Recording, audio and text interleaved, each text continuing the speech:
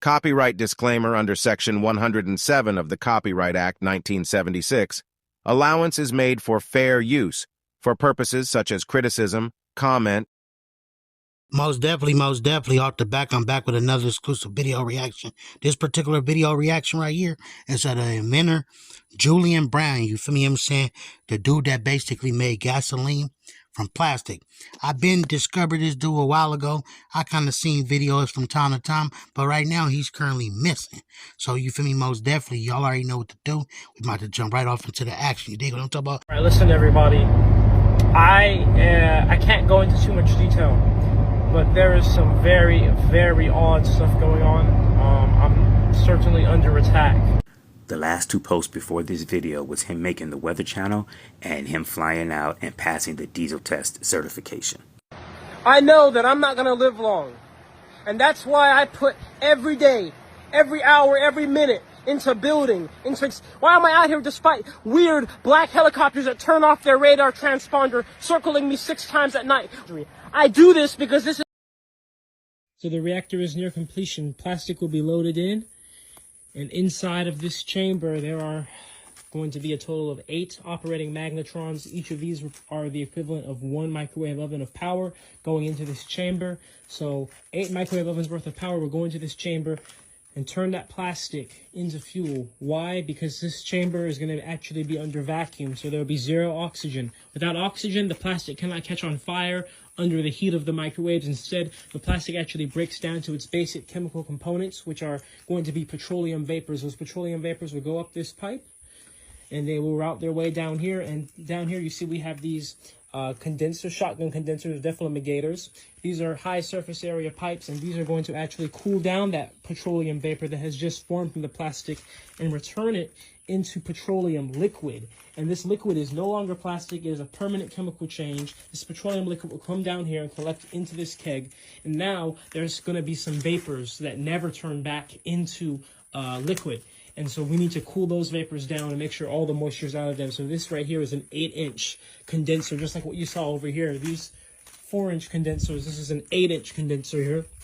And this will be cooled down to below 0 degrees Fahrenheit, as well as this 40-foot stainless steel jacketed coil, as well as these additional shotgun condensers, 2 inches. And so that will make sure all those vapors are completely dry. And the rest of those vapors become a natural gas alternative, which will go up through these pipes here. And they will go into this recovery pump here, which is going to keep the machine under constant vacuum, sucking them out. And those vapors will get routed into this array of tanks I have here to have compressed natural gas made from plastic waste on demand. And the rest of those oils we were talking about that end up in this keg, well, they are going to end up being a crude oil alternative made from plastic waste. And they're going to come out here. I'm still setting up all this plumbing. And anyway, those oils, once they're created, they are like crude oil. Kind of a big array and mix of different chemicals and fuels put together. So we need to separate those out and refine it. And that's what this is for right here. This is the distiller. And this will allow me to take that plastic crude oil and turn it into plastiline, plastadiesel, and plastic kerosene, aka gasoline, diesel, and jet fuel alternatives made from plastic waste. So, as we can see here, most of the plastic has now made its way out of the feed chamber. We're still seeing some clumps fall down here. So I'm ladies and gentlemen, I am loading in plastic into my plastic into fuel reactor while it is running for the first time ever.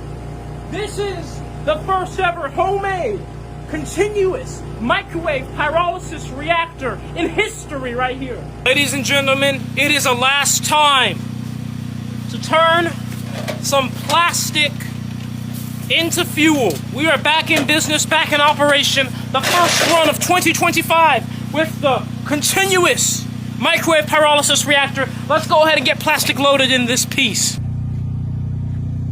I'll be honest, support me. Please like the video, subscribe, and watch to the end. It will help me so much. She is alive. Beauty and the Beast. The beautiful beast. Alive for the first time in the year. Now I'm just kind of nervous on how the continuous feed is going to do now that she is going to be hot, under vacuum, flammable vapors inside.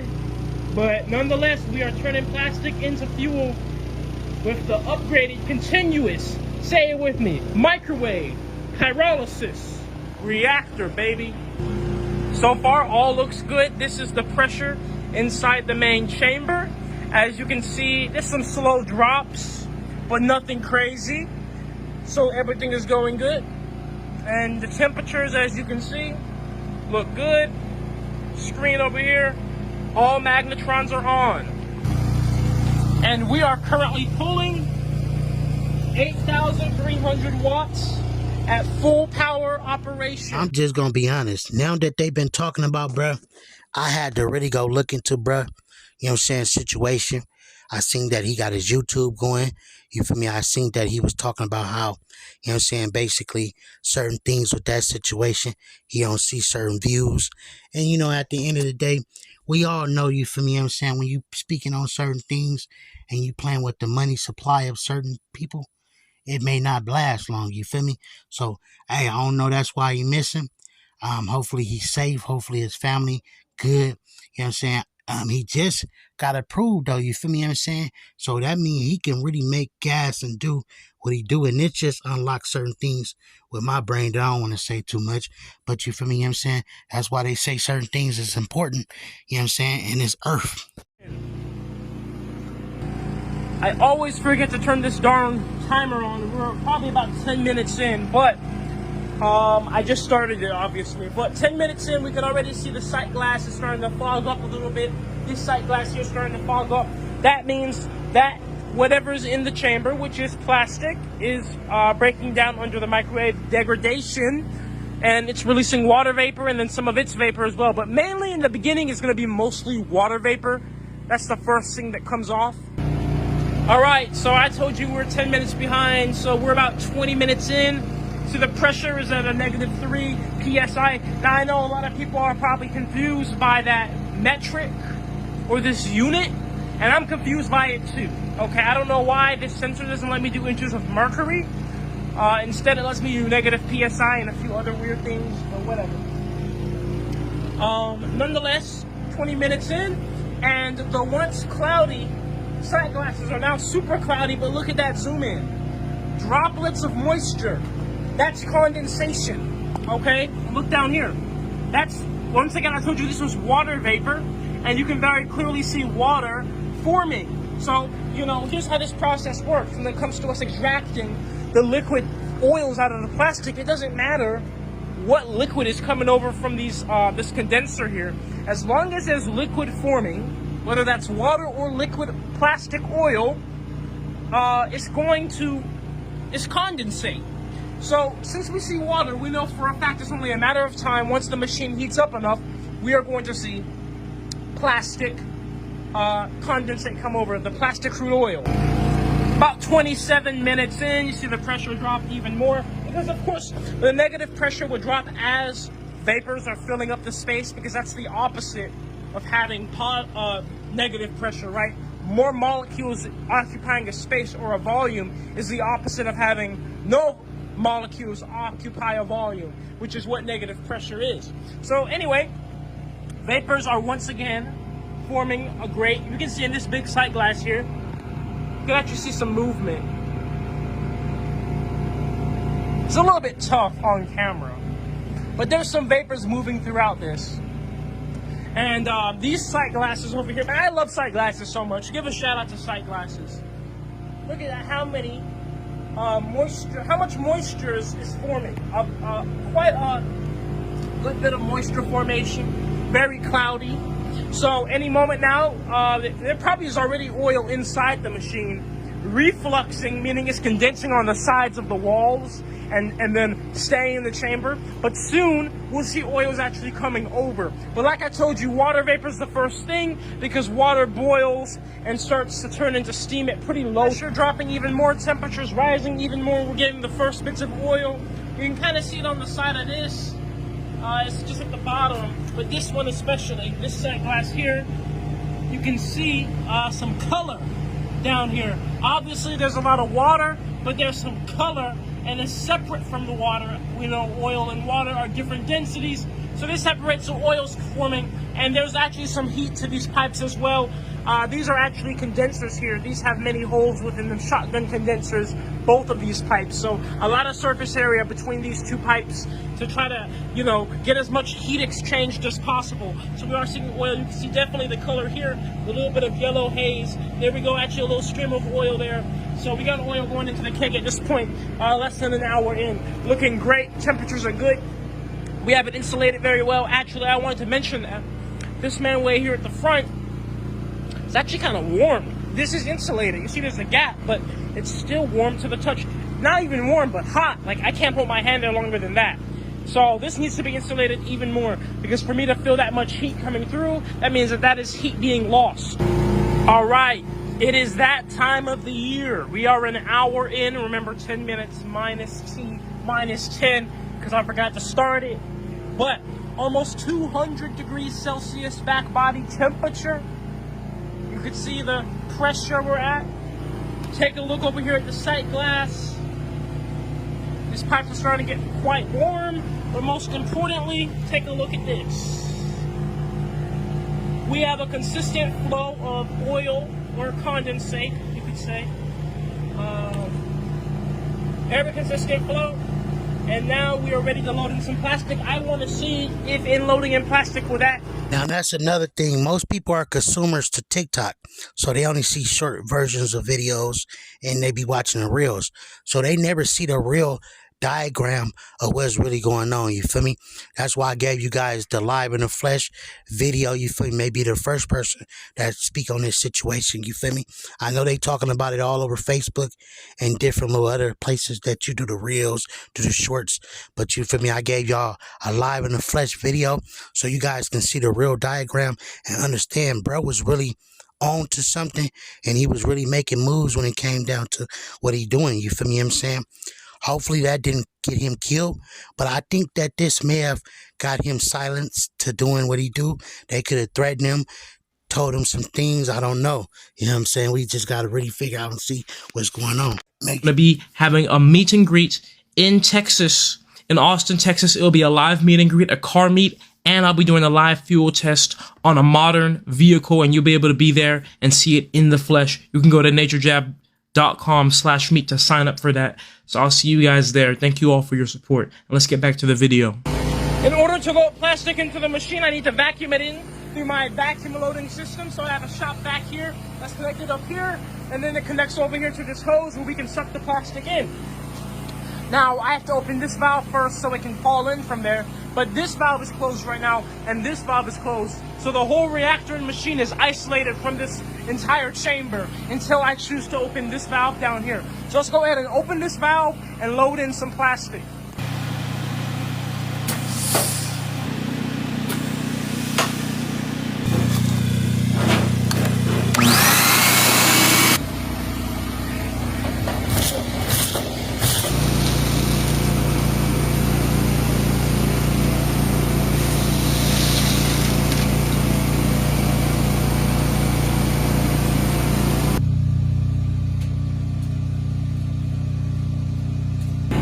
That's all the plastic I'm gonna load in for now, because we're gonna start a little bit smaller to see how everything goes. But I turned the blades off because some plastic was starting to make its way over and fall into this sight glass, and it's gonna end up accumulating on the top of this valve, and we don't want it to stick together and get stuck so where when I open this valve, none of it falls in. You see, if it's gonna fall now, you'll see what I mean. Okay, it's not falling now. Anyway, turn the blades off. But what we gotta do now, I'm gonna turn these up all the way to max speed. We gotta pull a vacuum, we gotta close this valve, then pull a vacuum on this entire chamber. And then, once the vacuum on this entire chamber is pulled, we can open this valve. There should be no change in pressure between this reactor chamber and this area. And then we can turn the blades on and load the plastic in.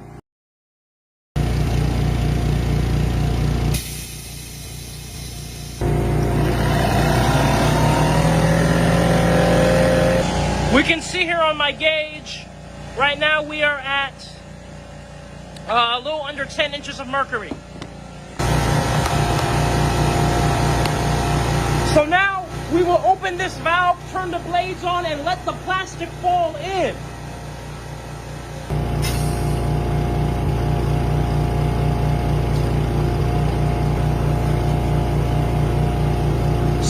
appears the sight glass has gotten foggy, so I can't even tell if plastic is falling in right now. But I know it is because we can obviously see it in the blades up there. But it's just so foggy, which I was not expecting to happen, but I guess it makes sense. We can't see it even. Oh, I saw a little clump fall in just there.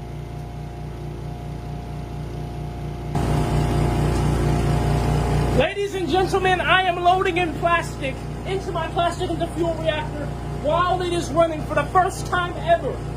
This is the first ever homemade, continuous microwave pyrolysis reactor in history right here. First ever. Look at the plastic falling in there as we speak before your eyes.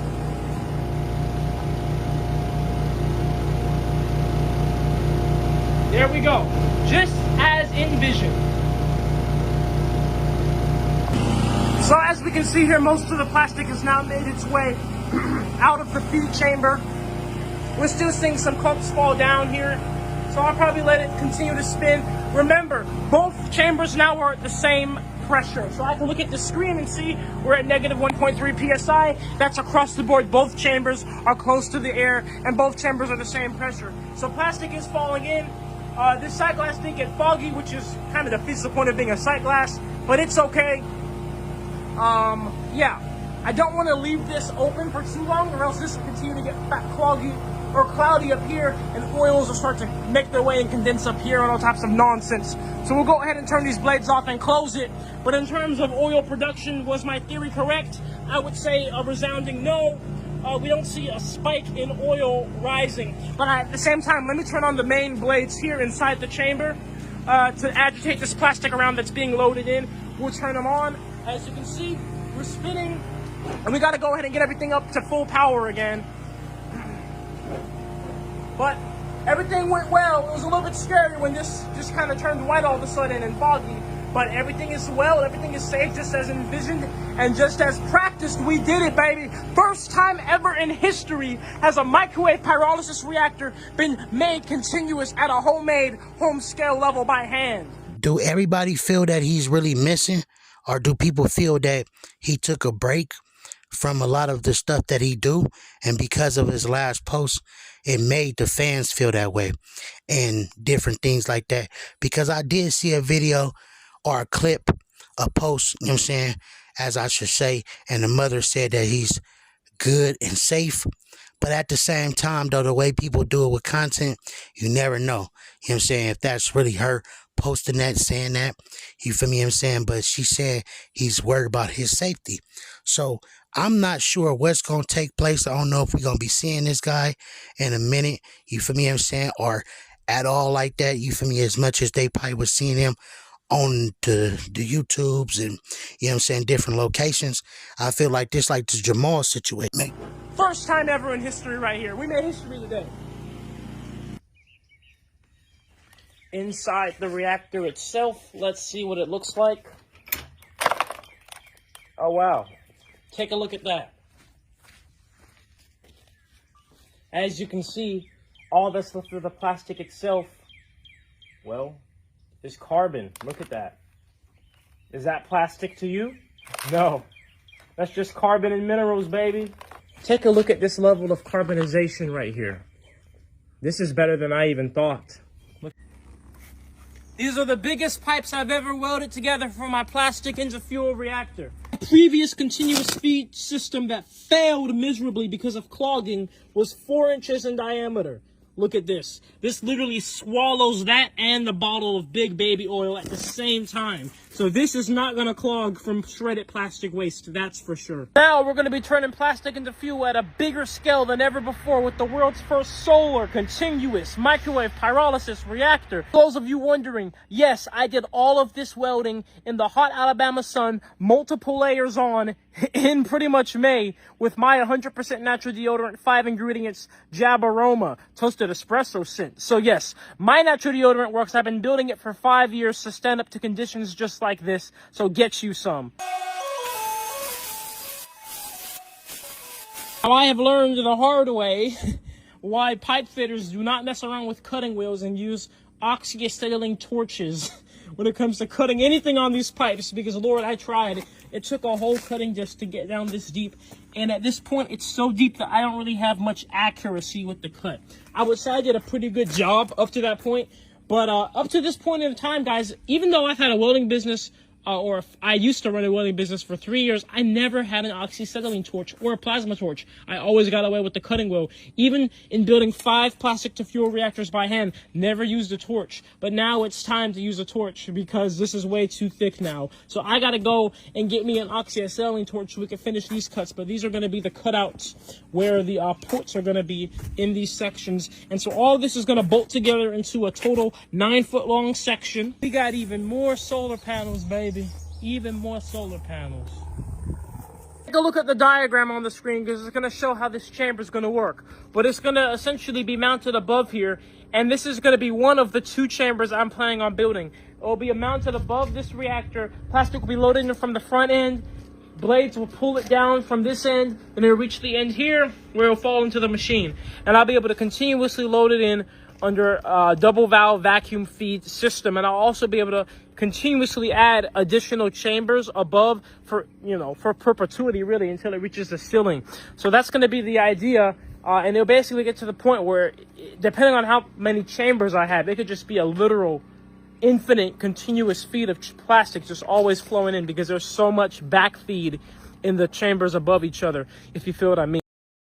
I'm so grateful that I was not injured in any way during this, because this was one of the most dangerous things I've ever done. And that says a lot, considering this, you know, that over there, that distiller, that's the same one that blew up on me, you know, the led to this. So yeah. All right, everybody.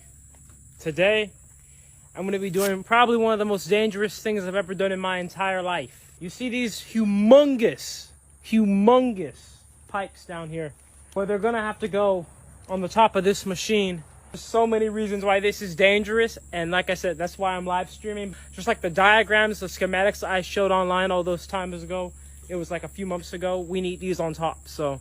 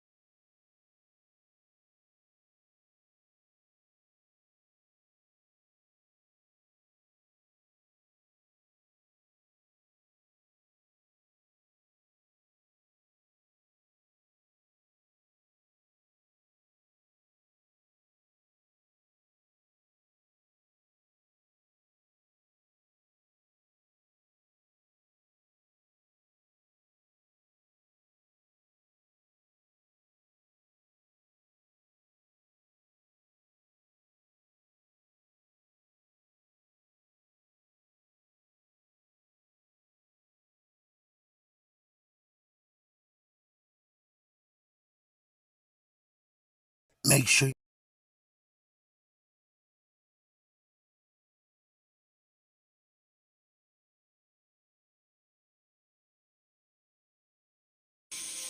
I've done it. Ladies and gentlemen, the hoist system is held up. Winch has done it. There it is. It's up. Unfortunately, my bolts are too small. These are 3/4 of an inch. I need to get 7/8 of an inch bolts to be able to have enough torquing capability to close this gap and seal the face. And so unfortunately, I cannot complete it. But it was very, very scary to do this. Very much a fight. The hoist system held up great. This winch held up amazing. The wood all looks fine. The blades loaded inside this top chamber. I need to go ahead and put the rest of the plumbing pipes the top of all of these fittings. I also need to go ahead and complete my general pipes for the reactor. I need to set up the high pressure lines, which will go into these tanks over here to store the plastic made natural gas. I've been having an issue, unfortunately. I bought a vacuum pump, oilless vacuum pump, and it's been defective, so I've been going back and forth with the manufacturer to get a replacement. Who knows when that's going to come. So that's going to suck to get the machine under vacuum with this tiny one for now. make this, get all of this under vacuum and this big chamber. But yeah, and then I also have to do more electrical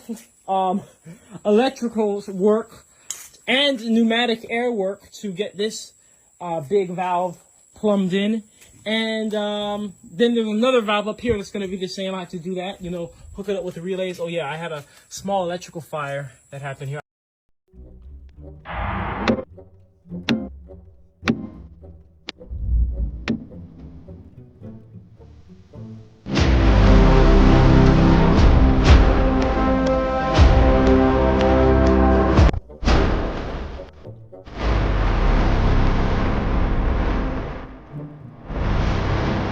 This can here, I have Fosho. That's the diesel. Yeah.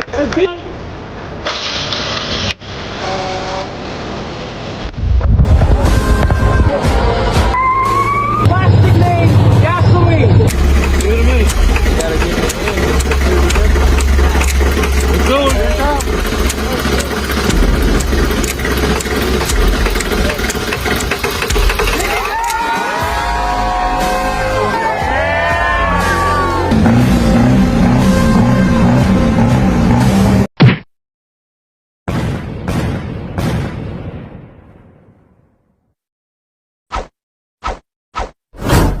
I was rich then, but you ain't even know it like Rocco.